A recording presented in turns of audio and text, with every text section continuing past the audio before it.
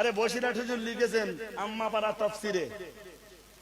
আপনারা বসিরহাট হুজুরের কেবলার লেখা বইটই পড়েন না? বাংলা মনে করে বাদ দেন? কথা বলেন। দুঃখের সাথে বলছি, আজকে সাধারণ লোক তো দূরের কথা ভাই, আমাদের দেশের আলেম হুজুর হজরতরাও বসিরহাট হুজুরের লেখা বই পড়েন।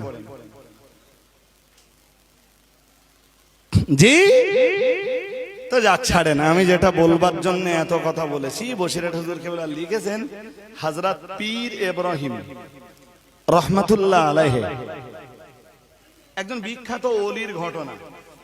জি, একদিন শীতকালে এক ইহুদির বাড়িতে গেছেন, ওই দেনা পাওনার কোনো বিষয় নেই। জি, তো যে দেখে যে সে ইহুদি আগুন জ্বালাচ্ছে। ওই শীতকাল তো আগুন পড়ছে, কত লোক এরম আগুন পয় না? আপনাদের ভেতরেও অনেকে আছে পয় নাকি? পয়। এই ইচ্ছা করে আগুন পোয়াবেন না, শুনতে পাচ্ছেন নাকি? ভালো সিমটম না এটা। তা পীর ইব্রাহিম ইহুদিকে ডেকে বলল, ভাই তুমি এই শীতের সময় আগুন পোহাচ্ছ, এ লক্ষণ তো ভালো না।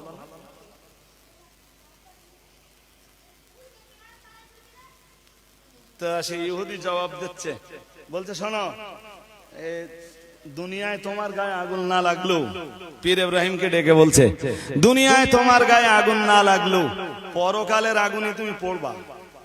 আমার হয়তো দুনিয়ায় একটু অর্ধেক লাগতেছে, কিন্তু পরকালের আগুন আমার পোড়াতে পারবে না, ইহুদি বলতেছে। আর পীর ইব্রাহিম শুনতেছে, পরকালের আগুন আমার পোড়াতে পারবে না, দুনিয়ায় হয়তো একটু লাগাচ্ছে এখন ইচ্ছা করে, পরকালের আগুন। এমনি তো ওটা ইহুদিদের বিশ্বাস যে জাহান্নামের আগুন আমাদের স্পর্শ করবে না, আর যদি করে তাহলে 40 দিন। কোরআন শরীফের স্পষ্ট বর্ণনা, আমি আয়াত বলে আলাদা করে সময় লস করব না, যেটা বলবার দরকার।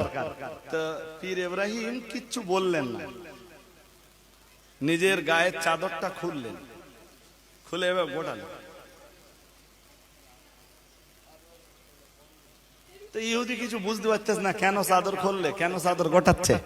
নিজের চাদরটা গুটিয়ে এলে চট করে ইহুদির গায়ে যে চাদরটা ছিল ওইটা টানতেছে, দুটো চাদর এক জায়গায় করে আগুনের ভিতরে দেশে ফেলে, ওই যে আগুন জ্বলছিল উতি দেশে ফেলে। ইহুদি তো প্রচন্ড রেগে গেছে, তোর চাদর তুই আগুনে দিবি আর কোন জায়গায় দিবি, আমার কিছু এসে ভীষণ রেগে গেছে। তো পীর ইব্রাহিম বলছে, ভাই রাগ করলে হবে না, এর একটা বাস্তব ফলাফল আসবে, এ থেকে একটা বাস্তব শিক্ষা আমরা নেব। বেশ কিছুক্ষণ পর হযরত পীর ইব্রাহিম রাহমাতুল্লাহ আলাইহি আগুনের ভিতরে নিজের হাতটা ঢুকিয়ে দিলেন, আর আগুনের ভিতরে হাতটা ঢুকিয়ে দিয়ে চাদরটাকে টেনে বার করলেন। আর একটু মন খুলে বলেন, চাদর টেনে বার করতেই দেখা গেল ইহুদির চাদরটা পুড়ে ছাই হয়ে গেছে, আর পীর ইব্রাহিম রাহমাতুল্লাহ আলাইহির চাদরটা তখনও অক্ষত রয়েছে। হযরত পীর ইব্রাহিম রাহমাতুল্লাহ আলাইহি বললেন, তোমার আর আমার চাদরের যেমন অবস্থা জাহান্নামে, তোমার আর আমার অবস্থা হবে ঠিক তেমন। আমাকে জাহান্নামের আগুনে দিলেও আমি আল্লাহর ইবাদত করি, আমি আমার আল্লাহর উপাসনা করি, এজন্য আমার আল্লাহ জাহান্নামের আগুন আমার জন্য হারাম করে দেবেন। যেমন দুনিয়ায় আমার চাদরের জন্য দুনিয়ার আগুন আল্লাহ হারাম করে দিয়েছেন, কিন্তু তোমার চাদরের জন্য দুনিয়ার আগুন যেমন আল্লাহ হালাল করে দিয়েছেন, জাহান্নামের আগুনটা আল্লাহ তোমার জন্য তেমন হালাল করে দেবেন। আর আমার চাদরের জন্য দুনিয়ার আগুন যেমন হারাম, আল্লাহর ইবাদত করার কারণে আল্লাহ পরকালে জাহান্নামের আগুন আমার উপরে তেমন হারাম করে দেবেন। আর একটু মন খুলে বলেন জি।